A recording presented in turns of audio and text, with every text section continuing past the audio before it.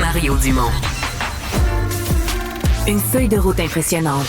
Un curriculum vitae aussi long que le pont de la Confédération. Curriculum vitae aussi long que le pont de la Confédération.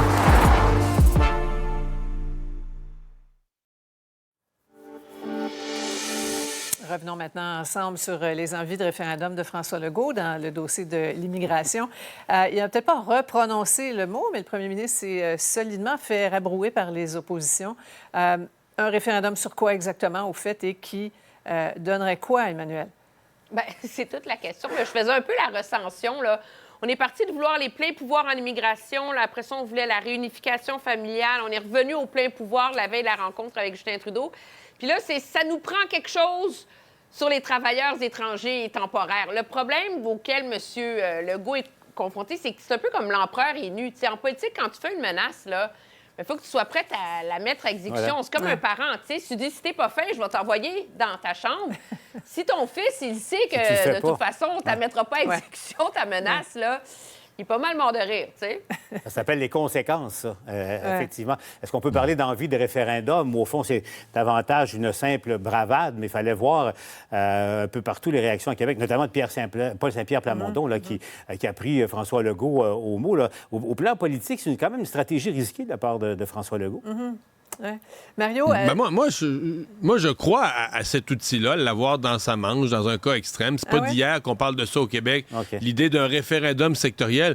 C'est juste que tu peux pas vraiment jouer avec ça, là. Tu peux pas vraiment lancer ça, je veux dire... Mais tu demandes c'est quoi un moyen dans ton qui est tellement extrême, qui est une... Bien, ça devient un référendum qui met essentiellement de la pression politique. Tu peux rien forcer. Il n'y a pas un référendum qui peut unilatéralement faire changer la Constitution canadienne. Mais tu demandes aux Québécois, êtes-vous d'accord que le Québec ait le mandat d'aller négocier l'ensemble des pouvoirs en matière d'immigration? Puis après ça, faut que tu sois sûr d'aller chercher un oui, pas à 51 là, à 78 ou à 82 pour te donner un élan politique. Même si c'est un oui, puis si tu te fais dire non à Ottawa, après, ça donne quoi? C'est un cul-de-sac. Une crise politique. Tu viens de donner des munitions à Paul Saint-Pierre Plamondon et à son parlant d'Ottawa, les réactions n'ont pas tardé. Là, on écoute le ministre fédéral de l'Immigration là-dessus. Ça ne sert à rien de pester sur la place publique. J'ai plusieurs pistes de solutions à offrir au gouvernement Legault pour réduire ce chiffre qui serait assez facile à faire pour le Québec. Bon, pas la première fois qu'il dit ce genre de choses. M. Miller il a déjà exprimé son impatience en disant que le Québec préfère hurler sur la place publique au lieu de s'asseoir pour essayer d'avancer. La question, c'est ça, Emmanuel, qu'est-ce qu'on peut espérer de plus d'Ottawa? Mais moi, je vais vous avouer, si j'étais à Ottawa, là, je dirais à Québec, voulez-vous les travailleurs étrangers temporaires? Prenez-les! Arrangez-vous avec! Parce que tant que Québec peut pester sur le dos d'Ottawa sur les travailleurs étrangers temporaires qui sont sélectionnés par Ottawa, il ne nous parle pas de son problème de travailleurs étrangers temporaires au Québec et le nombre de travailleurs étrangers que le Québec gère. Parce que celui qui hérite de l'entièreté des travailleurs étrangers temporaires, c'est lui, après ça, qui est confronté aux pressions des chambres de commerce, du secteur manufacturier, de tous les secteurs de l'économie qui sont à l'origine de ces demandes et de ce bar ouvert, là. Alors, c'est aussi une arme à double tranchant pour le gouvernement Legault. Oui, effectivement. On va reparler un peu, on a un peu de temps, du troisième lien, la chicane entre QS et le PQ, là, M. Saint-Pierre Plamondon, qui refuse d'exclure la construction d'un troisième lien autoroutier en 2026. Québec solidaire qui est collé au plafond.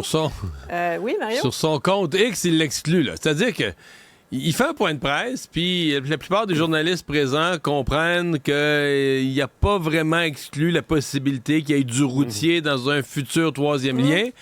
Puis là, il revient à son bureau, il voit les dépêches, il vient fâché, puis là, il dit « je l'exclus ». Ça, c'est mot à mot, là. Il écrit sur son compte X, sur son compte Twitter, là, en 2 lignes, le PQ exclut toujours.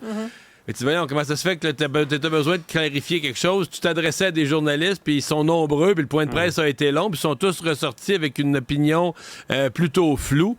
Alors, ça a été un 48 heures assez curieux. Puis c'est pas la première fois, c'est la deuxième fois que ça revient pour Paul Saint-Pierre Plamondon. Oui, Paul. Et puis, bon, dans ce cas-là, hier, au fond, la question lui était posée, puis ce qu'il disait, son raisonnement, c'était de dire, bon, dans 2 ans et demi, si je prends le pouvoir et le projet est non seulement accepté, mais avancé, qu'est-ce que je vais faire? Et là, à ce moment-là, peut-être, il ouvrait, c'est là où la porte s'est ouverte un peu, mais on le disait à la joute, au fond, il aurait dû, en tout cas, pour ce cas-là, s'inspirer de François Legault et répondre tout simplement à la phrase clé, hein? On verra. On verra. On verra. On verra. Tellement, là! Qui vivra verra. Voilà, alors on verra ce que vous aurez à dire demain. Merci beaucoup. À demain.